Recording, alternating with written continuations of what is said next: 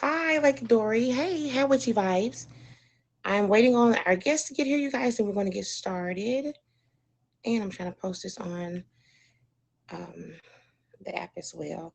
Emoji J, I hope you're not recording yet. So wait a second. While I'm finishing getting Goldie, hi love. Okay, just give me 1 second. Go. Um,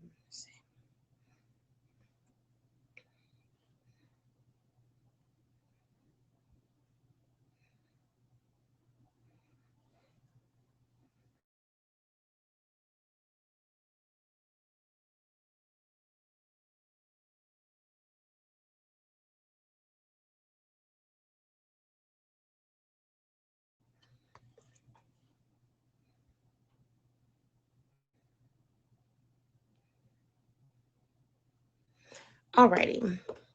Goldie, good morning, love. How are you? Is our other guest en route, Goldie? Have you talked to our other guest? Hi, love.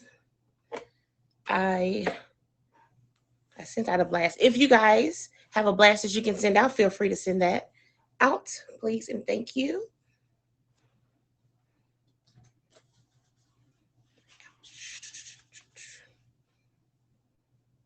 I don't know if you've talked to our other guests or not.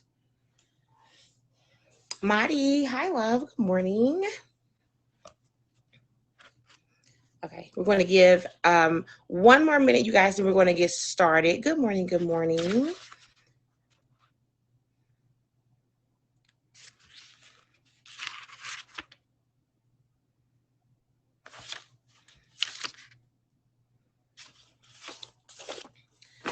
Okay. As soon as Goldie responds, we're going to get started.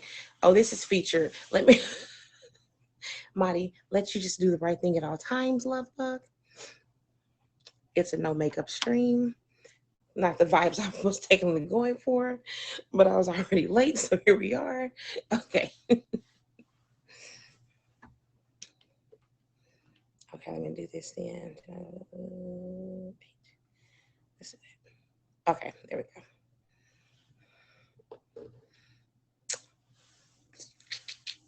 Okay, Goldie, are you here, love? Okay, you just okay. We'll just wait for him. If not, then we'll just go ahead and get started. Okay, Emoji J, whenever you're ready, love, you can hop in the box and we're ready for you. Guys, if you're just coming in, let me do a quick disclaimer.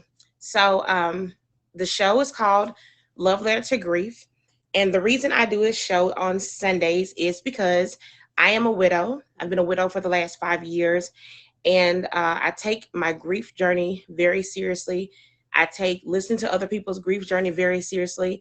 And I oftentimes try to remind people that grief is not always about if we personally have experienced a loss. Sometimes it's about other things outside of us losing someone in death. Sometimes it could be um, losing the person we knew previously to some huge medical diagnosis that completely changes our life, changes our perspective of how we look at life and how we go about life. But in lieu of something that recently happened on the app, um, I feel like it was important for us to do this stream today for suicide awareness. And the reason being, I always talk about on stream how we have no idea the things that people are going through in real life outside of this app, and how a lot of people look at this app as a getaway. A lot of people look at this app as a refuge, like a place they can come and feel safe. They can be distracted from everything that attacks them around in their real everyday life. And so I always say to people, I know a lot of people come on here and you may like to troll people, you may like to make jokes, and that's fine. But you always need to be aware that you could always be someone's last stop.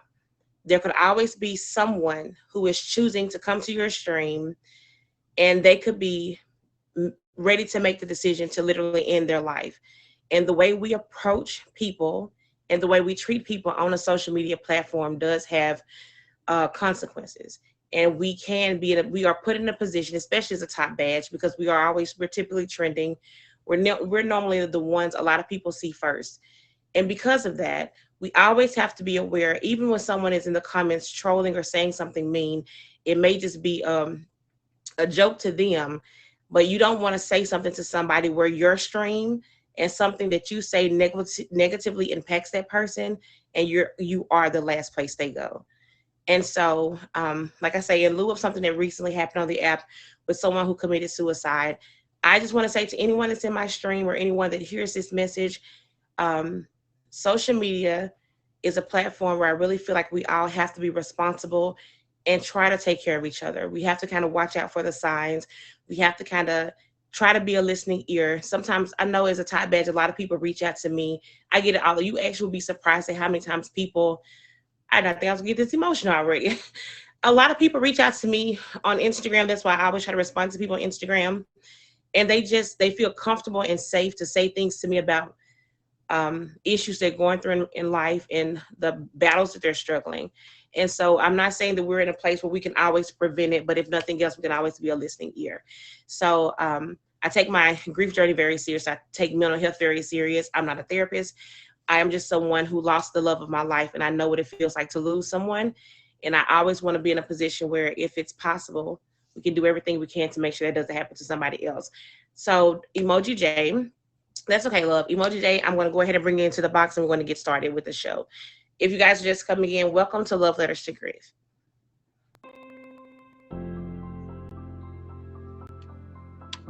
On May 6, 2017, I lost my husband. That sounds so innocuous, doesn't it? I lost my husband. As if somehow I misplaced him. As if I set him down somewhere and forgot to pick him back up. As if I let him out of my sight and forgot the last place I saw him. The truth is, I didn't lose my husband. He died. People always say to me, I don't know how you do this. They don't know just how close you and I have grown. Faith, you are how I push through.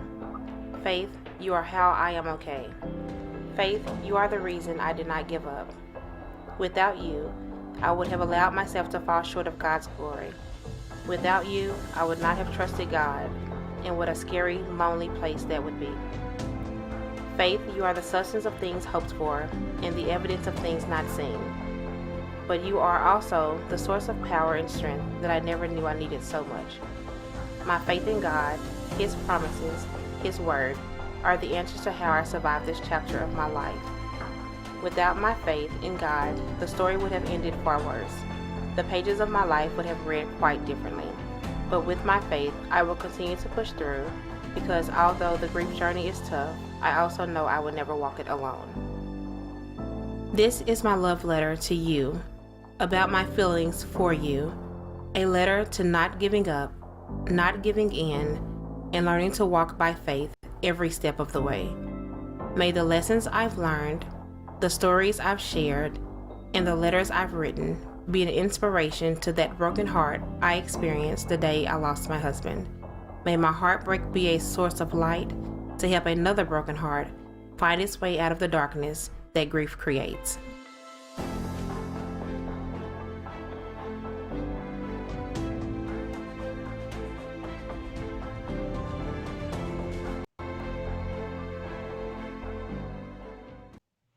Thank you, Emoji J, for showing that. Anyone that's just coming in, welcome to Love Letter to Grief.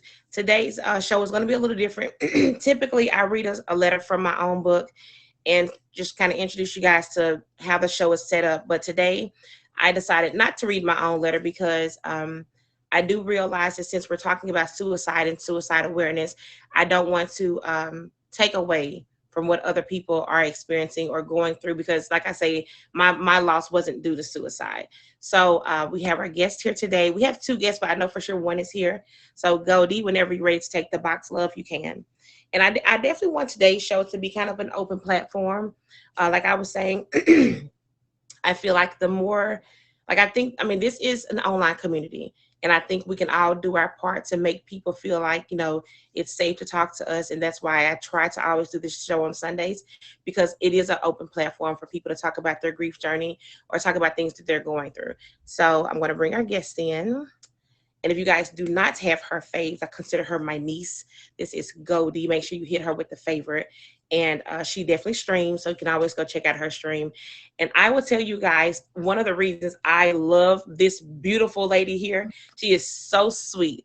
She is so energetic. I always say if I could just bottle up some of her little happiness and bottle up her energy, because she is always such a positive ray. And so hearing that she wanted to be on the show today was very eye-opening for me.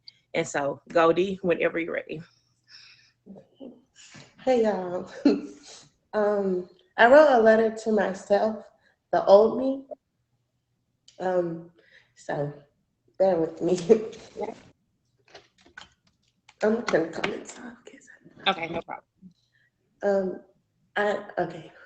Dear lost me. It's July 31st, 2022.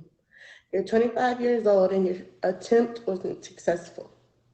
You've changed so much in a tremendous way. Remember when you would isolate yourself from everyone and never leave your room? Well, you got out of that.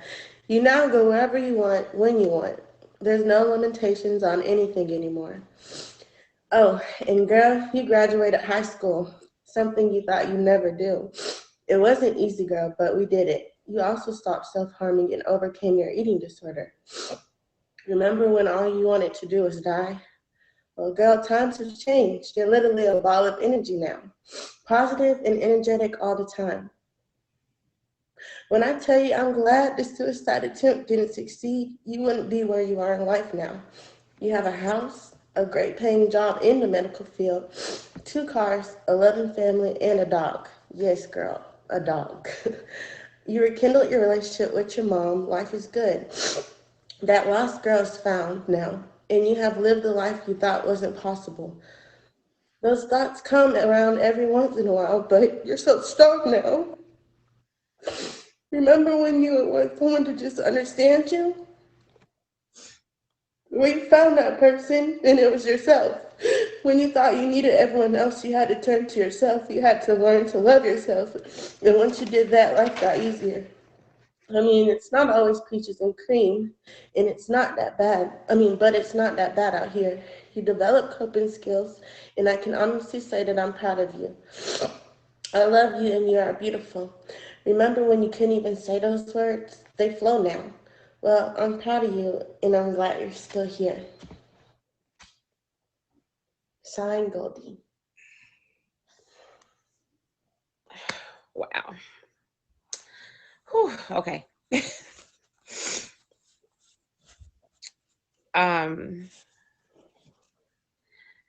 So I always tell people we literally never know what a person is going through. And if this is not a better example of that, I don't know what is. So thank you for being so brave to share your letter. When you mentioned it to me last night, I was so shocked. And I pray for you this morning. Well, I didn't fall asleep early this morning, but I pray for you when I went to sleep, because I cannot imagine the amount of strength it takes to share something like that. And so, you never know how many people you're helping by being so brave and talking about it. So I appreciate you for doing it. Yes, Auntie. So, we were in my stream yesterday and we were talking about suicide awareness, and just, like I talked about, we hope that that's not something people are thinking about, but the reality is it is. And so, were there things that happened to you that you feel like kind of pushed you toward wanting to do that? That you want to share? Yeah, there was a few things. It first started, I didn't have a mom growing up. Me and my mom, we weren't close. I was raised by my dad. So I was looking for a mother figure, but in the wrong ways, if that kind of makes sense. And something bad happened to me. I was raped. So when that kind of happened, I was like, I don't want to live anymore. Like, I don't want to be on earth. Like, if I have to, like, be in my room all day because I'm scared to go outside, I'm scared, like, something's going to happen to me again, I don't want to be here. I'd rather just die. Like, nothing could get me out my room. My dad used to be like, do you want to go shopping? Do you want to go to the movies? Like, he didn't know what was wrong with me. He blamed it on himself that he was a bad father, which hurt me even more because he was the best father. But it's like that impacted my life tremendously that I just didn't want to ever. I didn't think I could live how I'm living now. Like, if you were to be like, Goldie, you would be where you are now back then, I would be like, no. Like, I was just so negative. Like, anytime somebody would say something to me, I'd be like, no, that's not going to happen. I don't see that in myself. Like, Mhm. oh, I'm going to graduate high school. No, I'm not going to make it past high school. I'm not going to make it past ninth grade, past 10th grade. No, I'm not doing it. Mhm. So Wow. that one hiccup in my life and my mom not being here just ruined me. Yeah. And was there anyone that you did you know of anyone who made that decision to end their life in suicide? Was that something that you were aware of, or no? That's the thing. Like, I mean, I didn't like, no, honestly, no. It was just something like, do it. Like, don't just do it. Yeah. Sad to say, but that was like my only way out. I mean, I couldn't talk to anyone because if I talked to somebody, they judge me or like, oh, well, you shouldn't have been doing this, you shouldn't have been doing that. Or if I talked to somebody, I would cut myself. They're like, oh, you just doing it for attention. We know, like, that wasn't the case. I wanted help, but I didn't know how to verbalize it. Like, I can say it now, like, I need to talk to somebody, but then I didn't want to tell people what happened to me. I didn't want nobody feeling sorry for me because I felt like it was my fault. Yeah.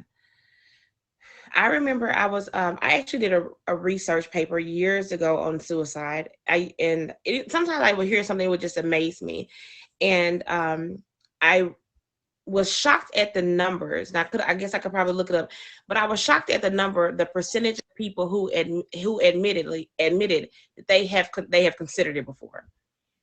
And again, like I said, I can probably look it up, but the number was so high, and I was just thinking, like, man, like I had no idea that many people had even the thought of that had even crossed their mind, like, having an out, or looking at, something being so heavy that they can't see past it. Were you? And I know you said it was very hard for you to talk to anyone. You talked about and I know you always talk about how close you and your dad are. So, do you feel like it was depression attached to anxiety, or like, what do you think? I was diagnosed because I was in and out of mental hospitals, in and out like Mm. for years. Like, I was diagnosed with depression, anxiety, PTSD, bipolar, and I'm very manic. So, hey, Big Daddy. Um, so yeah, it was just like, so like I was sad on the inside, but like my anxiety, like, and my mania is like through the roof. Like, I have high highs and low lows. So like when you see me energetic and you would see me like living life, people are like, oh, she's not really suicidal, she don't want to do it. But whole time, like, that's Mhm. when I'll probably do it. Like, at my lowest lows, I couldn't think. Like, my daddy, he would be like, what are you thinking about? Just conversation, like, what are you thinking about? And I wasn't thinking about nothing. Like, my brain is sometimes foggy, like nothing is up here. Like, Mhm. I black out. Like, I can't remember some of my childhood, like from prior to the Mhm. attempt, because I like just black it out because it's so traumatic, I guess. Mhm. So dealing with all these emotions and like it was hard because I didn't know how to explain it to anybody without sounding crazy, you know? Right. Mhm. Like, going to a mental hospital, you're looked at like, oh, she's a crazy girl. She got to be strapped up. She got to do this and that. But like, don't. It's not that. Like, it's just a version of help. I see that now because I'm in the medical field and I done worked in a psych hospital now. Like, I'm Mhm. helping others. So Right. I don't know how to explain it, but I just had thoughts like, you got to do it. If you don't do it, Mhm. you like do it. Like, I didn't have nobody like, there was never a thought like, don't do it. Like, don't cut yourself or don't starve yourself. Like, auntie, I used to have an eating disorder.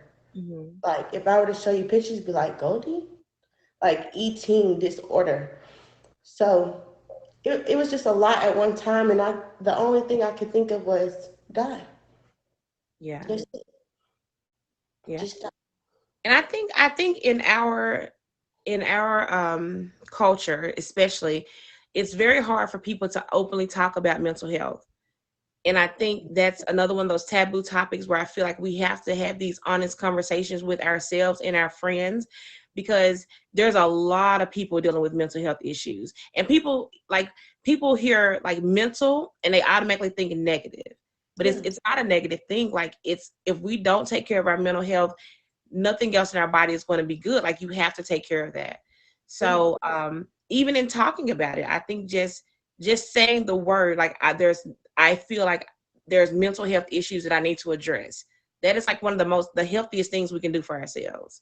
So Yeah. have you, since your suicide attempt, have you talked, I mean, I know you work in the field that can also help people, but have you talked to anyone like in your personal life about your attempt, and Uh, what is the response? uh, so I would always go to my daddy. Hmm. Um, I'd be like, so fast forward a couple years Hmm. when I'm grown enough to think for myself, you know. I explained to my dad why I did not. I don't get why he blamed himself, but I understood like I didn't ever want him to think he wasn't a good dad Hmm. because he was a great dad. I mean, he took care of me for all the years. So he was just like, wow, I didn't know that that's what it was. Like when I would just stay in my room in one spot, just laying there, he would be like, are you tired? Like, and I'd be like, yeah, I'm living. Like I would just tell him like I don't want to be here.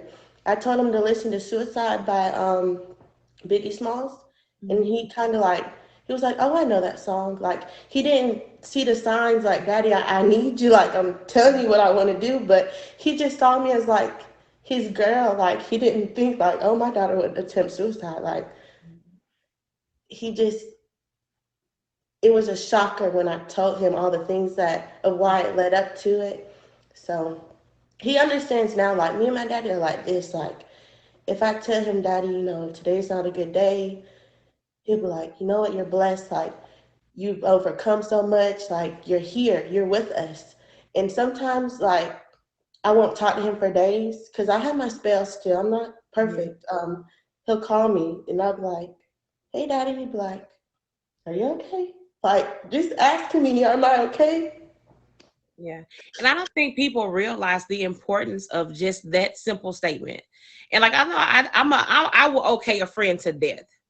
And it's because of my own anxiety that comes attached to me losing someone. So if anytime I have an idea that someone's going through something, like, I've never considered suicide when I was going through my darkest moment. I didn't think about that, but there was a lot of things that I thought about that were connected to suicide. Like, I remember driving one day, and I was going over this bridge, and of course, to me, I didn't think I would do anything crazy, but I just remember thinking to myself, man, just to be submerged in water. And even that thought kind of freaked me out. And I talked to my grief counselor about it, and she was like, no, the water submergence is normally like is more of a peaceful thing, and sometimes it's Yeah. more like your mind trying to disconnect from like all the noise in the world. And if you're underwater, it's typically like you don't hear anything. But even the thought of the that water thing it kind of freaked me out. But I always text people, are you okay? Like if I haven't heard from somebody, or I notice someone isn't posting and they normally post things, or, like they haven't responded, like group chats or things like that. And that's why I love a group chat, because even if you don't talk to a person I'm in so many group chats, it's insane, but it's like a check-in point. Yeah. It's like, if nothing else, I have like probably 50 people I'm in some type of connection with, Yeah. where if something, it hopefully someone will notice, hey, this person's been kind of quiet. We should probably check on them. And I Yeah. think, just you're saying your dad texts, are you okay? That's like such a big thing that we can all do. So Yeah. in your work, do you feel like, why did you choose the field that you did? So I chose it because I love helping others. Like, I may not be able to help myself, but I can help somebody else. And I love taking care of someone, like seeing them go from, well, now I'm in elderly care, but seeing them go from not able to walk to being able to walk again, like, and I was a part of that. Like, that does something to me. Like, it shows like, yeah, I have a purpose. Like, I'm here for a reason. Like, I helped this lady who could not walk prior to her coming to the establishment. Now she's walking, she's feeding herself, like just small things like that. It like it brightens me. Like I'd be like, well, this is why I'm here. Like Yeah. this is why I do it. And when I was working in the psych hospital in West Virginia, I was like, I used to have to be at one-on-one with the patient. Like I was you. Like I didn't want to be here. I didn't want to take medicine. I didn't want to do this. I didn't want to do that. But I'm here. And they'd be like, you know what? You're right. Like, maybe I can overcome this. Like, people think suicide is just like, oh, they just did it just because, like, they just wanted the attention of it. But no, like, it's really the opposite. Like, that's why we do it. We don't have nobody else do it. We want to do it because we don't want nobody else to be involved, like, just us. So when people, yeah.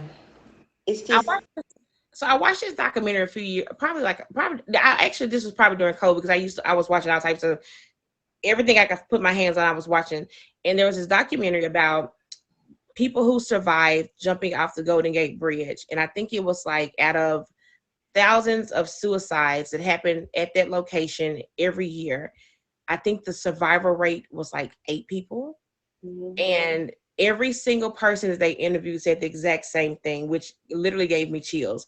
They all said the second their hand released from the bridge, they instantly regretted it. They instantly knew they did not want to commit suicide. And I was like, man, like I could not believe it. I was thinking, like, do you know how many people have? I was just thinking, there has to be so many families who've lost someone to suicide, and in their mind, they're thinking this person wanted to do that. But then you hear all these survivors who say, I actually didn't want to. Like yeah. I actually thought I had no other option. Like I literally did once I was in the actual act of doing it, I was like, no.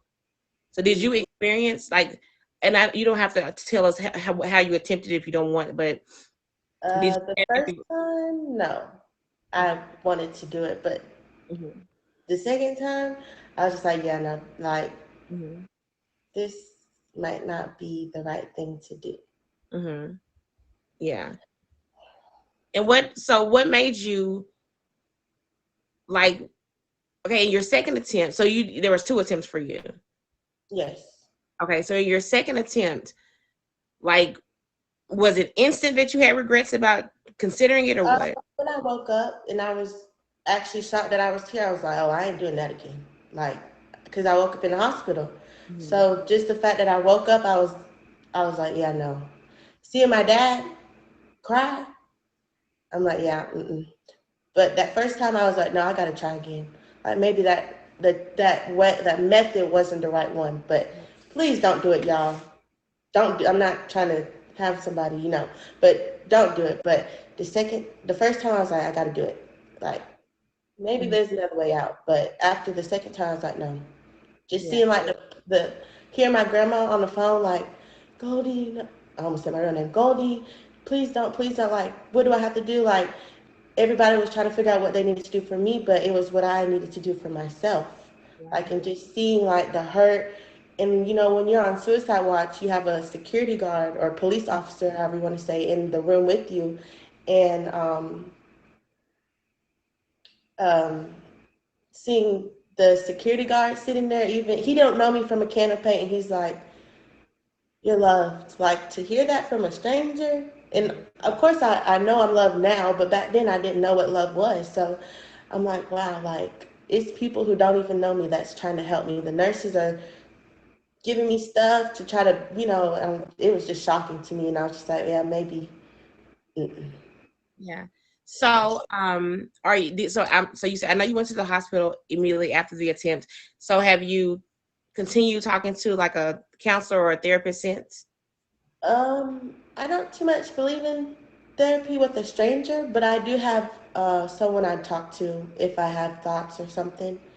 So, because talking to a therapist wasn't my best coping skill, but like I said, my daddy, I'll talk to him or like a close friend Mhm. who can who won't judge me, Yeah.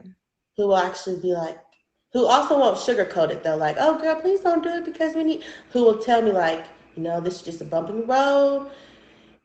You've come this far, you know, like hearing words like that, even though I know, but at the time when you're your lowest, you just need a little inspiration. Just keep on going, whether it's just a simple sentence or a paragraph, like just knowing that you're wanted. I could just say that. Knowing you're wanted to live when you feel like you're not wanted, like when you feel so lonely in a room full of people, like just hearing like, I want you here with me. Like when you texted me that yesterday about me being in your stream. Oh.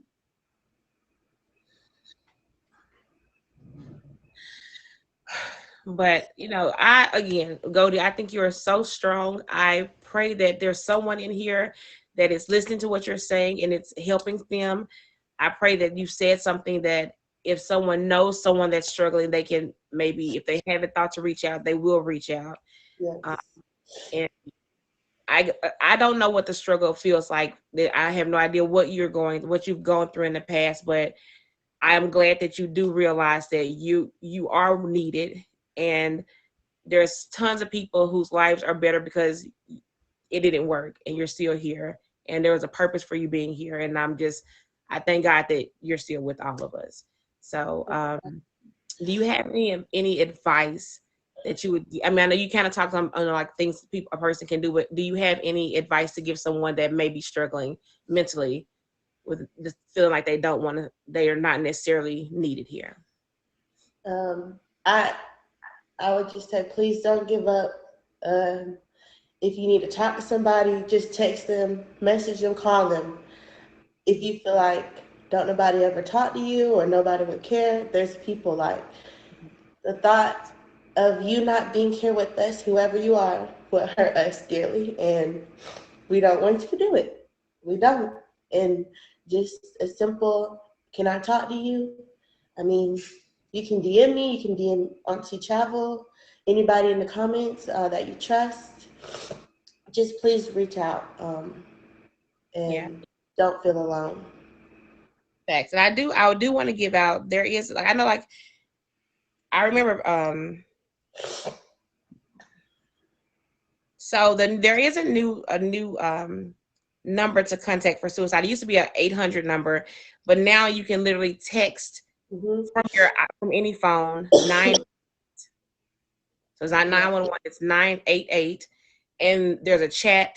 Yes, there's a chat that someone will immediately respond to you.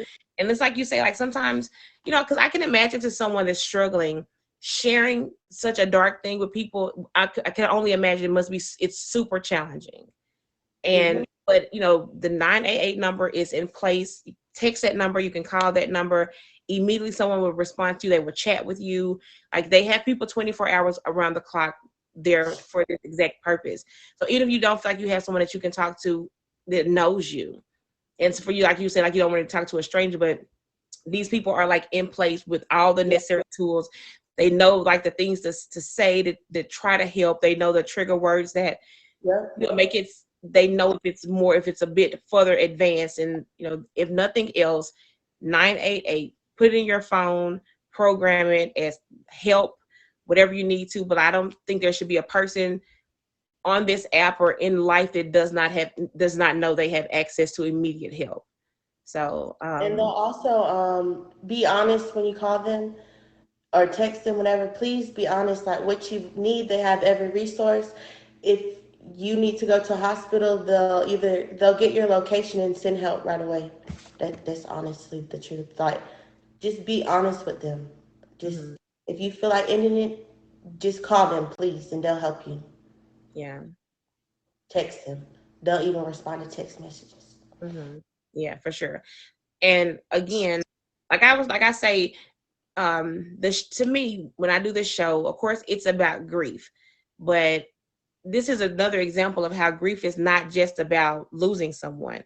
Grief is, in this particular instance, about someone you almost lost, like grieving the person that was going through a moment so dark that was something that was even considered. So, you know, if you're in the stream and you feel like you're in that place, or you've ever been in that place, and you want to hop in the box and share something with us, will definitely allow you to do that. But Goldie, is there anything else that you wanted to add? And I'm so proud of you. Like, you have no idea how many people you're saving. I'm going to post this on my YouTube channel, and you have no idea the amount of people that you're going to hit. And I always tell myself, like, and I'm a very spiritual person. I'm always telling myself, let your test be your testimony, because I'm like, if I have to live through something super tough, the least I can do is take the tools and things I've learned to overcome those things and share with somebody else. Because there may be one thing that you said that completely changes somebody's idea of what they're dealing with. You're right. So I'm Thank so you proud for of you. having me. And Thank you. so, and I appreciate you for sharing and it's not even advice. It's just being transparent and honest about what it looks like. And again, the reason I was so shocked with you is because people see you and I would say you never know what a person's dealing with. All I see when I see you is this like burst of energy, so fun, always laughing and dancing, and this makes you understand why people are the way they are. It makes me love people even more, because it's like, dang, this girl is way deeper than I even knew. Like, for you to be super, super young and have gone to all of this and overcome all of this is amazing. Thank you, Auntie. That means a lot. Well, guys, make sure you fave Goldie. If you see her live, make sure you go in her stream, show her some love. If she's not live, you can always catch her in 4 places. Here, well, Epsy's live, my live, Julie's live, or DC's live, or any of her EMB family. So I appreciate you for being here. Thank you for being so strong and sharing your story. Thank you, Auntie, for having me. Thank you. And your letter that you typed, if you don't mind sending it to me. Okay. I will. Thank you. All right, so if there's anyone else in here who wants to hop in the box, you can. But if not, we're going to be finishing up with a couple of things that I found some stuff online I just want to share with you guys. Because, not everyone that's considering suicide is Oh, DC's here. Okay, perfect. Our other guest is here. Thank you, Goldie. He snuck in. I didn't see him. Oh, wow. I'm so sorry to hear that. Hi, DC. How are you? Hi, good morning. Good morning. So, guys, if you don't know who this is DC. Make sure you hit him with a favorite. Another person is always a ball of energy, 24/7. I always. So, if you are ready to share, go ahead. All right, I don't know how you Goldie hit. I did it for Goldie. She hit me up last night, and Okay. she like come through. So I don't know how you want you.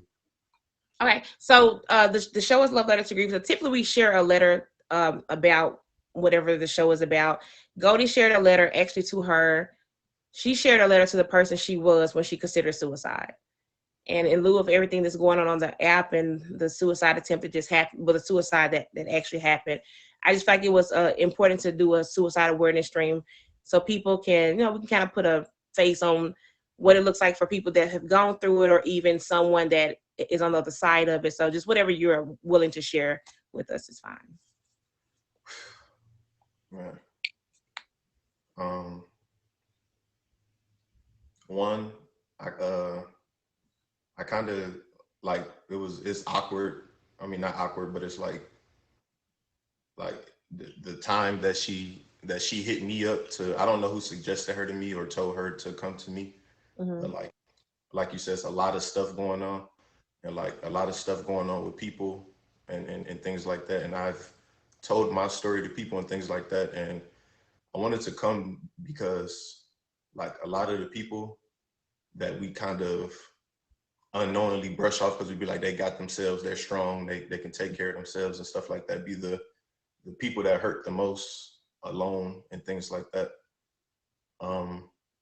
But I guess I'll just tell my story dealing with suicide. And another thing, I'm in the military, so suicide is one of the biggest causes of death in the military. So I kind of in the beginning became numb to it because they force you to sit in classes, they force you to talk about it, they force you to do all the things, and I sort of became numb to it, to just hearing it all the time, even when they'll put us in a formation and be like, hey, this person died because of suicide. And it's like, it just became so numb. And before I start talking, I don't want anybody to look at me different. When people come to you and open up Mhm. in open forums like this, the last thing they want to hear is awe and things like that. It's not, you don't be looking for that kind of stuff. But it was 2018. 2018. Um, I'm in Alaska. Is this featured? Can I cuss and stuff? No, you can curse. Yeah, it's not featured. Okay, I don't know what my black ass was doing in Alaska while I was there. So I'm in Alaska, 2018. I had been there for a year. I'm dealing with the seasons. If y'all don't know about Alaska, it's in the summertime, it's sunlight all the time. It's beautiful. You go see sights, mountains, things like that. And in the wintertime, it's just dark. You get about an hour of sunlight and it's just dark. It's just dark. And Mhm. I had hit a point after, I don't know what happened. I don't know what was different, but I had hit a point where I was just on autopilot. Like, I still didn't realize it, but looking back, I know I was just on autopilot. Like I was just going through life, Mhm. like day after day. I didn't have no purpose. I was just getting up, go to work, come home, getting up, going to work, coming home. And what I didn't realize is when I would go home, I would just sit there. I would come home, keep my uniform on, and just sit in the dark. But I didn't like it was like I don't know how to describe the feeling or what happened, but I was looking more forward to being around people and Mhm. making other people laugh like I do now. So like, because that made me feel better. But I didn't know. Like I said, I didn't know. So I'll go to work happy, making people laugh, and then that drive home be the longest drive home ever because I'd be afraid to be alone. I knew I was gonna have to be alone. Like I wouldn't sleep, I wouldn't eat. I'd just be there. And I remember I remember the day I remember the day like I kind of I guess gave up or snapped is I went to work and like somebody asked me was I okay and like reflex I'm fine, I'm good. And in my mind, you ever feel like you want to say something but you hoping somebody be like are you okay, but you don't want to say it because you don't want to ever feel like a problem or a burden, or I can't stand when I'm I'm trying to tell somebody how I feel, but like I feel like like they're only doing it because they have to. Mhm. So I'm in my head, I'm like, please just like ask me one more question, like anything like that. And they didn't. And like, and that's why I was like I took a stranger's like I was just anybody. Like I didn't have nobody, I was alone. When you join the military, you leave everybody behind to go to better yourself and things like that. And when that person didn't ask me more, I'm like, all right, like I took that as everybody's opinion of me, like nobody, all right, there's no point, anything like that. And like I said, you get an hour of sunlight in Alaska in the wintertime. So it's wintertime. We get off of work. I used to get off of work late in Alaska, like it's super late. So it's 8 o'clock and I'm driving home and I'm trying to swerve and glide on the ice just to let the car do what it's going to do and things like that. And my dumb ass, I bought this nice ass car for Alaska to avoid accidents. So anytime I swerve, the car snatching back straight. Anytime you get too close to something, the car slam on the brakes. Anytime I do anything, try to make this process easier, if the fucking car is doing what I bought the car for, and I'm pissed off about the shit. So I uh, I eventually make it home, and this time when I got home, I didn't sit down. I just was pacing. House looked like shit because I wasn't caring. I was still showering though. I couldn't go to work funky because that would so I was still showering.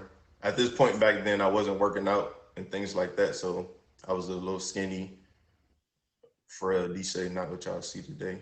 And I I'm pacing back and forth, and I was like, I heard you in here saying that when you read that when people could, are in the process of doing it, in that moment they think like, in the moment they think like, why did I do this? Like I wish I could take it back, or I didn't want to do it. And I was ready, Travel. Like I did not have that thought in my mind. Like I had given up. And so I'm walking back and forth pacing. And in Alaska, they issue you this uniform to, they issue you this certain uniform. It's like a thin little uniform, because whoever invented the science that the less clothes you wear, the warmer you would be, or something, the baggier clothes or something like that. So I'm in this like t-shirt with like these kind of like thin sweats. And like I said, I still wanted to do it. So like I lived in an apartment complex, and I just went outside. I didn't wear nothing else but just the little thin clothes and stuff like that. I was like, I'm gonna just walk. I'm gonna just keep walking until something happened. Either the weather get to me, I pass out, it's dark, and nobody's outside in Alaska in negative 40 degrees, 60 degree weather, and then snow and stuff like that. So I got boots on and I got this outfit on. I'm just walking, and then the walking turned into running. And while I'm running, I'm just crying. I'm crying. And I remember passing out, and I woke up in somebody's house. It was this lady, and I'm messed up. Like I'm screaming all over the place, and all like I'm a wreck, and I'm trying to obviously get up and get out of it. I don't know what lady or who that is and things like that. So I'm trying to get out of there. And she was like, I'm not letting you leave until you talk to me. And that was one of the first people that ever like wanted to talk to me and things like that. And that's obviously a lot more stuff happened after that, but that's the the um the overall of what happened. Wow.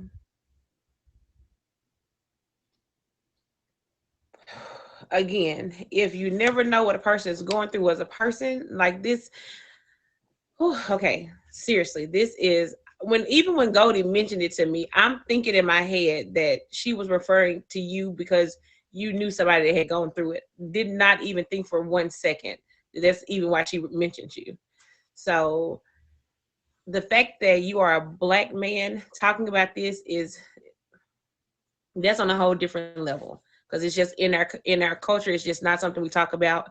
It's not something we're real about, and it's something that, like you mentioned, somebody saying you're okay, but now hearing that you say it's like the follow up to that, because it's human nature to say, oh, I'm fine, but even the follow up to that is something that, like, that's just triggering something in my mind. Like, okay, we can always do more and say more to try to help the next person. Wow. So in the conversation that you had with this complete stranger, were you completely honest with her about what you were going through? And Honestly, the conversation was a blur, but I like, and I don't know if they have like a certain is it, if it's a like, I don't want to call them Alaskans or something, but they're not when you see somebody from Alaska, they look Alaskan and they talk different. And like she was just like this old lady, like just just sit down. Anytime I was like, I'll say something and finish a sentence, she was like, no, I gotta be more, sit down. And she wouldn't let me leave. And I just like that's what I was.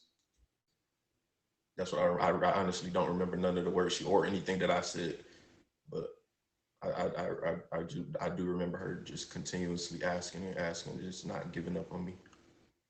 wow. And did you share with anybody in your family that was something you had tried to do? Never. Like I was listening to Goldie's story and I'm over here crying and stuff like that, and I'm like,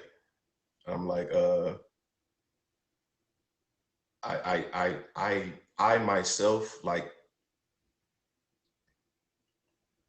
like dealing with people with any kind of mental problems, or that have dealt with depression, like it takes a lot of patience. And like if when you're somebody's friend and you want to be there for somebody, like you have to you have to realize, like, they might say something wrong that they don't mean, but it's like, if you really, like, if you know me, as D said, if I come to you and I'm like off a little bit, like you're gonna know, like, all right, like something's not right. Like, but if like, and like I'm always like I said, afraid to go to people and feel like a burden and things like that. So I never go to people and Yeah. do that. Well, the thing is, I feel like the lady who saw you and forced you to talk to her, or like, I feel like there's people that are placed strategically in our lives that we just have to trust that they're there for that reason. And it's like, it be the someone you least expect that you can actually open up to. So I thank God that she was there, and she, even if you don't remember what the conversation was, I thank God that he placed her exactly where he did. So what you were trying to do couldn't happen. And again, like I say, I think in our culture we don't talk about it enough. We're not honest enough about it. But this is a thing.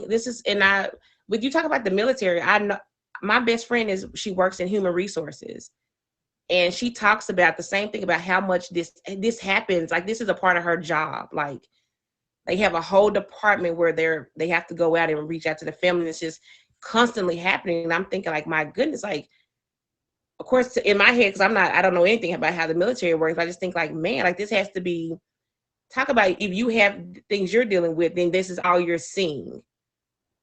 I can't even imagine, like, how tough that has to be. Mm-hmm. Heavy on the FK Alaska, heavy on that for sure. And I've heard about, like, how depressing Alaska can be during the winter. The winter is depressing anyway, but Alaska, like, how, because it's dark almost the entire day. I can't even imagine that. So are there things that you feel like people can really pay attention to that can help the next person? Like, if there's someone going through something, what can we be on the lookout for, and what do you think we can do to actually help? Like I said, I'm probably the worst person to say, because I feel like I do a lot of the opposite things. But as friends, if it's anybody in here who have friends and family that you see down all the time, just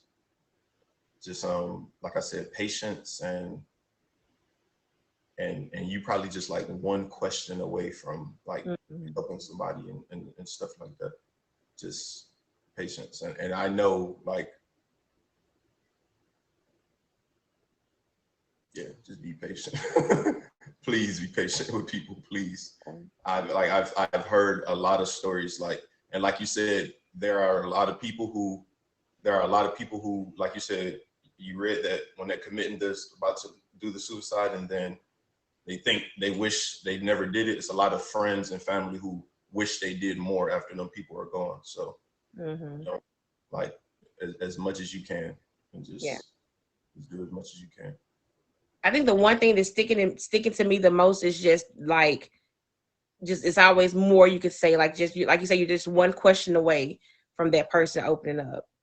Because I agree, I do feel like sometimes when you're dealing with your own mental health, because the reality is everybody's dealing with a lot, and we know that, and so it is tough to try to open up to somebody and put a lot more on someone's plate. But I feel like if we're supposed to be there for each other. Like, this is why relationships are important, friendships are important. All of that is because we're not meant to be by ourselves. We're meant to be, like, it's a system. We should be helping each other. So I think if nothing else, we can do more. Not just asking how you doing just because you think that's what you should say, but actually, like, asking, and not just like not asking just to ask, but ask to listen to hear what the answer is going to be. And like he say, just one more question, like, just we can always do more. So that's definitely what I'm hearing from that. Yeah, that's true. I'm just, and again, like the same thing I told Goldie, like, I look at both of y'all as like these, like, two people on this app that just, it wouldn't be the same without either of you. And so thank God that it didn't work. Like, literally, like, yeah. So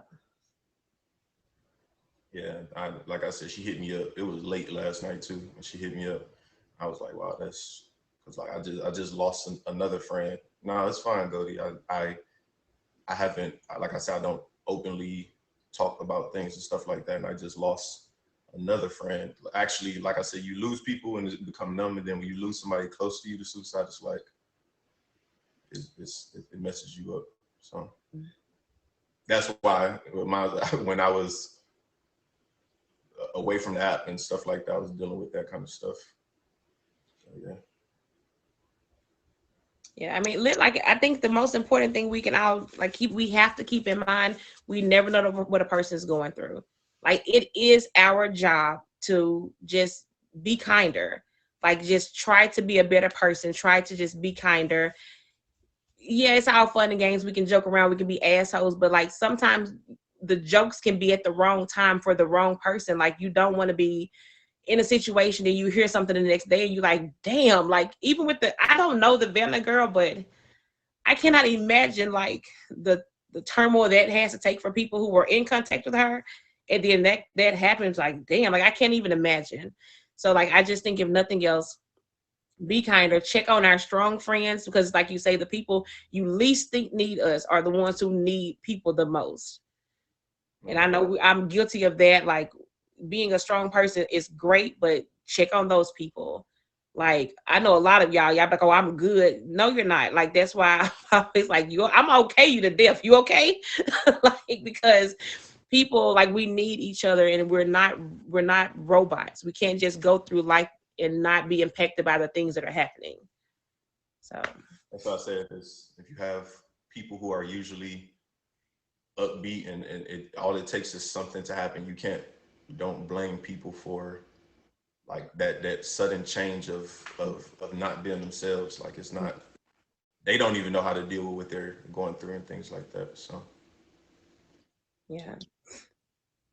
And just think, if that we have two brave people sharing a story like this, just imagine the people that are in the stream or we come in contact with every day who have this same story and we will never know about it. So, like we have to just kind of keep that in the back of our mind. We don't know what people are going through. Like, be kind, try to be there for people, try to offer some type of kind word. Like sometimes the easiest things we can do are free. A simple "how you doing? Love you," checking on you, thanking somebody for being there. Like sometimes the people's presence on this app, I'm like, oh, thank you, girl. I needed you today. Like you have no idea. And I think, and that's probably why people are so drawn to you. It's like, you even talked about how when you were going through your tough time, you were still like trying to be there for everybody else at work. And that's why so many people gravitate towards you for sure. Exactly, Goldie. Facts. Oh. And I honestly, I mean, not that you have to share anything, but I never knew this was even a part of your story, which makes me love you even more, like crazy. anytime you, like I said, I I don't, like I said, it's nothing wrong with, because a lot of times I tell people I don't like going to people and talking about things, and they be like, you have to get it out. Like I said, I just have that. Like I grew up in a house with I'm the only boy and all girls, and I'm so used to being alone and things like that. And like I said, I can't go off. I can't be off the app for a day without people blowing up my phone like, where you at, D? Say, like, it's been not even 24 hours. And Yeah. like I said, um, if like, especially if you have people in the military and things like that, just please continuously check on them when things happen in the world. Check on them when there's all that, because if something happens to somebody in the military, y'all wouldn't know for like, it doesn't, we be alone. Like I said, we take ourselves away from our families. The military is going to notify a person that you have as an emergency contact, and it might stop there. Y'all be looking and things like that. So just always.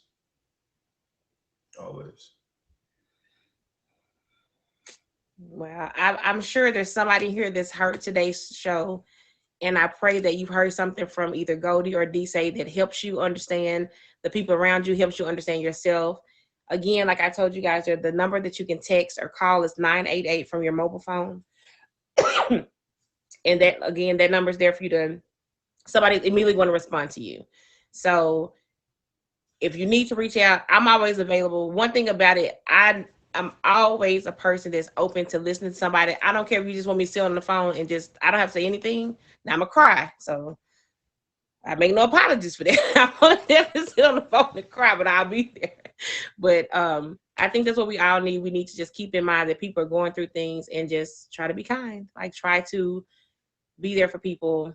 Ask the "Are you okay?" But the follow-up question, like, hearing you say that, I can't get that out of my mind, because I'm good for the okay, but it's the follow-up. I got to do better. So I appreciate the honesty, the transparency, being vulnerable enough to share your story with us. You're welcome. Like I said, Is there anything that you want to, like, what words of encouragement do you have for anyone that may be struggling right now? A lot of the things that get me through the day is waking up is waking up is the hardest part of is always the hardest part of your day. Like, any of the other things you have to deal with in life, like, they're going to be there, they're not going to be perfect. You never complaining when things are good, so don't complain a lot when things are bad. And when you praying for things, asking for things, like, whatever power you believe in and things like that, is never going to come in that exact form that you're asking for. So if you're asking for peace, something's going to happen in your life that's going to try to give you peace. If you're asking for whatever you're asking for, it's never going to come in that exact thing. So just be aware and take time to step back and breathe and be patient and things like that. And if you haven't seen anything else, these are two faces that you guys have seen of survival, of strength, and perseverance, for sure. So thank you again for being here. I'm in shock. I'm so proud of both of y'all for sharing your story. I really appreciate y'all for being here. Seriously. Thank you. I appreciate you having me. He said, like, I don't know how I got pulled into this, but I appreciate you for being honest. I seen Goldie message. I was like, oh, like, who you talking to? All right, thank you, Travel. All right, thank you so much, D-Say. But again, guys, like I say, this show, I don't do it every Sunday. And I'll be honest with you guys, some Sundays I can't do the show because it is a lot. Like, the grief journey, dealing with mental health, and dealing with life. Sometimes it can be a lot. I do try my best to do the show as often as possible. But every time I do it, I'm like, if I'm not on this app for anything else, it's for Sundays, Love Letter to Grief, talking about mental health and trying to help one another. So I appreciate y'all for being here. And this show, like any of the other shows, with you guys' permission, D-Say and Gold, if you want to be on my YouTube channel, we'll post the entire video. If you don't want it to be on there, just let me know. We'll cut your part out. But my YouTube, if you hit my Instagram, it's in my bio. My YouTube link is on my Instagram. All the videos every Sunday, Emoji J uploads to my YouTube channel. So if you have someone that's going through something, there's so many topics. There's losing a child, losing a spouse, losing a parent, losing yourself to, like some type of health issues. Today, there's going to be a suicide one posted. So there's so many different love letters that are on the page. And the reason being, we may all be going through grief, but every single relationship is different. And although I can relate to some parts of it, I can't relate to everything. So I'm hoping to have at some point enough things posted where no matter who you are, there's something that's going to be on the YouTube channel that can help you. Oh, yes, Goldie. I think that would be so nice for sure. And listen, what I learned today, asking, are you okay? And just one more question, because you never know, like, that person may be holding out for you to show a little bit more concern, to actually like, for them to know they can trust you and talk to you about it. So like I say, I didn't know the young lady that took her life, never met her. I don't remember ever coming in contact with her on the app, but I know it seems like the impact was heavy. I know a lot of people did know her. So praying for her family, praying for all the people that she touched and are also dealing with it. And anyone that's going through something, the text call number is 988. Reach out. I'm always here for you guys. If you want to talk to me, you can always hit me on my IG. I'm a phone call away for anybody that needs me. And I appreciate y'all for being here. Thank you, Goldie. Thank you, DC. Wow. This one was a little deep. So I will see you guys later. I appreciate you guys. So thank you guys so much for being here every Sunday that we can, 11 a.m. EST. Love Letters to Grief. Again, if you guys want to get a copy of the book, you can do that from Amazon as well. I didn't read a letter from the book today because, I just feel like it wasn't necessary. But thank you guys for being here. Make sure you guys fave my number 1, 2, and 3 of the stream. Make sure you guys check out Goldie. Check out DC. If they're streaming, trust me, there are 2 people that I thank God that it didn't work.